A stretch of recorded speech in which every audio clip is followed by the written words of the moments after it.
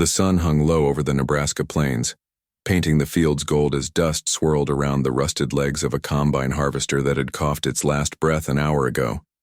Ethan Caldwell, all of 16, wiped sweat from his brow, his calloused hands gripping a wrench as he stared at the machine's tangled guts.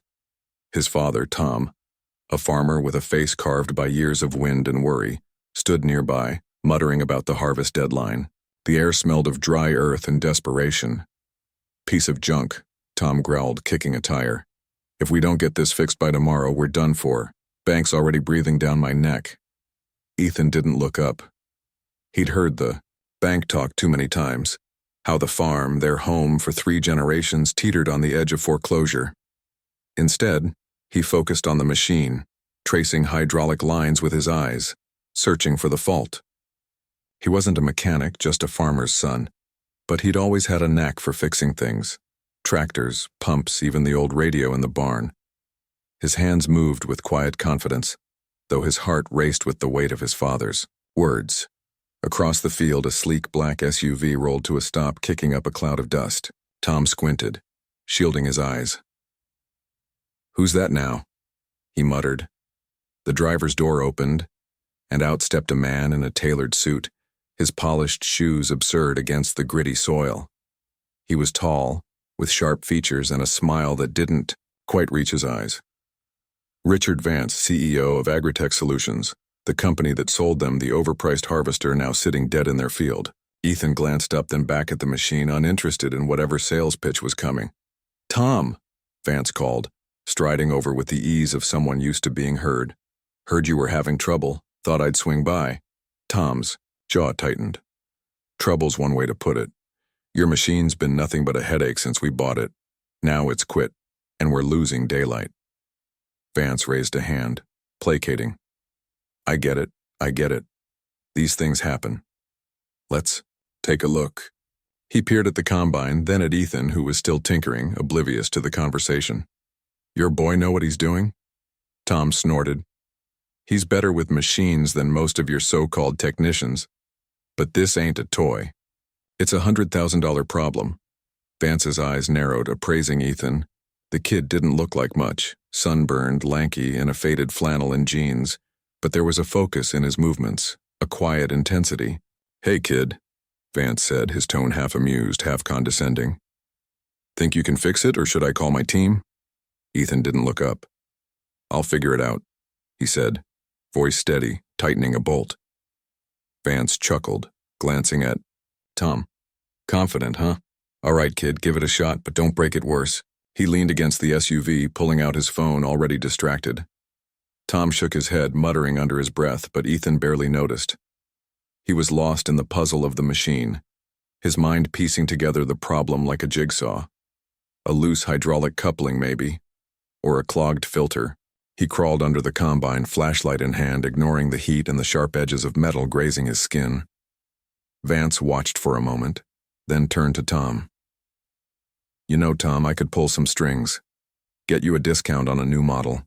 Financing's tight, but we could work something out." Tom's eyes darkened. "Don't need your charity, Richard, just need this thing to work." Vance shrugged, unfazed. "Suit yourself. But farming's a tough game. You don't adapt, you get left behind." Ethan emerged from under the machine, wiping grease on his jeans. "It's the pump," he said, matter of fact. "Seals are shot, fluids leaking faster than it can cycle." Tom frowned. "You sure?" Ethan nodded. "Saw it. Smelled it too. Hydraulic fluids all over the ground." Vance raised an eyebrow, slipping his phone into his pocket. "Not bad, kid. You got a spare pump lying around?" Tom's face fell. "No, and the parts store's an hour away. Even if they have it, it'll cost more than we've got." Vance spread his hands like a magician revealing an empty hat. "Told you, Tom. Should have gone for the extended warranty." Ethan ignored him, already back under the machine, muttering to himself. He wasn't giving up, not yet. He'd seen his dad stay up nights, poring over bills, his shoulders hunched like he carried the whole farm on his back. Ethan wasn't about to let some slick CEO or a busted pump take that away. Hours passed. The sun dipped below the horizon, leaving the field bathed in twilight. Vance had long since retreated to his SUV, making calls while Tom paced, his worry etched deeper with every step. Ethan worked on, rigging a temporary fix with a scavenged seal from an old tractor in the barn. It wasn't perfect, but it might. Hold. He tightened the last bolt, wiped his hands, and climbed into the cab. Moment of truth, he said, more to himself than anyone else. He turned the key. The combine roared to life, its engine rumbling like a beast waking from sleep. Tom's head snapped up, a grin breaking through his exhaustion. "You did it, kid." Vance stepped out of the SUV, eyebrows raised. "Well, I'll be damned. Not bad for a farmer's son." Ethan climbed down, expression unreadable. "It'll hold for now, but you need to replace that pump and maybe check your quality control next time." Vance laughed, clapping Ethan on the shoulder. "You've got guts, kid. Ever think about working for me? We could use someone like you." Ethan shrugged him off. "I'm good here." Tom stepped forward, his voice low but firm. "We're done here, Richard. You saw what my boy can do. Now how about you make this right?" Vance's smile faltered, but he nodded. "All right, Tom. I'll send a new pump, no charge. Call it goodwill." Tom didn't thank him. He just nodded, his eyes on Ethan, pride flickering in them. As Vance drove off, Ethan turned back to the combine, checking the gauges. Tom watched him, something shifting in his expression. "You didn't just fix the machine, did you?" he said quietly. Ethan glanced up, confused. "What do you mean?" Tom hesitated, then sat on an old crate, gesturing for Ethan to join him. The stars were starting to prick the sky, and the air had cooled, carrying the scent of hay and earth. "There's something I never told you," Tom said, his voice rough. "About your grandpa." Ethan frowned, sitting beside him. "What about him?" Tom looked out at the fields, his eyes distant. "He wasn't just a farmer. Back in the day, he worked as an engineer, a damn good one. Helped design the first models of these combines back when agritech was just a startup in a garage. Your grandpa, he was the one who made their machines work.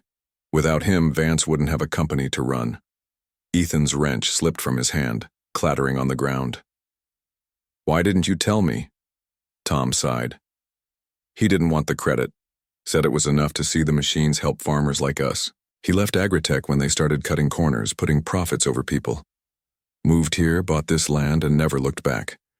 Said the real work was in the soil, not the boardroom. Ethan stared at the combine, its silhouette stark against the dusk.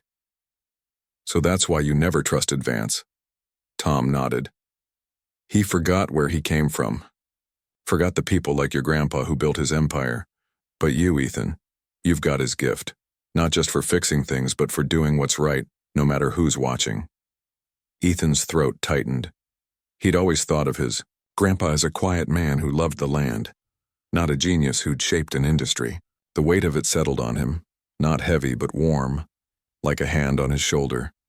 The next morning, the new pump arrived, delivered by a sheepish agritech technician who muttered something about Mr. Vance's orders. Ethan installed it. In under an hour, the combine purring like it was brand new. By noon, they were harvesting again, golden waves of wheat falling under the blades. Tom clapped Ethan's back, his smile wider than it had been in months. Word spread fast in the small town. Neighbors started dropping by, asking Ethan to take a look at their tractors, their irrigation systems, even a broken-down pickup. He never said no. He'd work late into the night, flashlight between his teeth, grease on his hands, fixing what others thought was lost. He didn't ask for much, sometimes a plate of homemade pie, sometimes just a thank you. But each job felt like a thread, weaving him closer to the community, to the land, to the legacy he hadn't known he carried. One evening, as Ethan sat on the porch with his dad, a letter arrived. It was from Vance, offering Ethan a full-time job at Agritech's headquarters in Chicago, complete with a fancy title and a salary that made Tom whistle. Ethan read it, then set it down, staring at the field stretching out under the fading light. "You gonna take it?" Tom asked, his voice neutral, but his eyes searching. Ethan shook his head. "They don't get it. It's not about the money. It's about this. He gestured to the land, the barn, the combine idling in the distance. Grandpa knew that. I'm staying. Tom's eyes glistened, and he pulled Ethan into a rough hug. That's my boy, he whispered. Months later, the farm was thriving. Ethan's fixes had saved the harvest, and Tom had paid down enough of the loan to keep the bank at bay. The town started calling Ethan the Fixer, a nickname he shrugged off but secretly liked. He didn't know it yet, but years later, he'd take over the farm, teach his own kids to wrench and sew, and tell them about the grandfather who built machines and a legacy of kindness. And somewhere in a Chicago high-rise, Richard Vance would hear whispers of a kid in Nebraska who could fix anything, and he'd wonder just for a moment if he'd underestimated the farmer's son.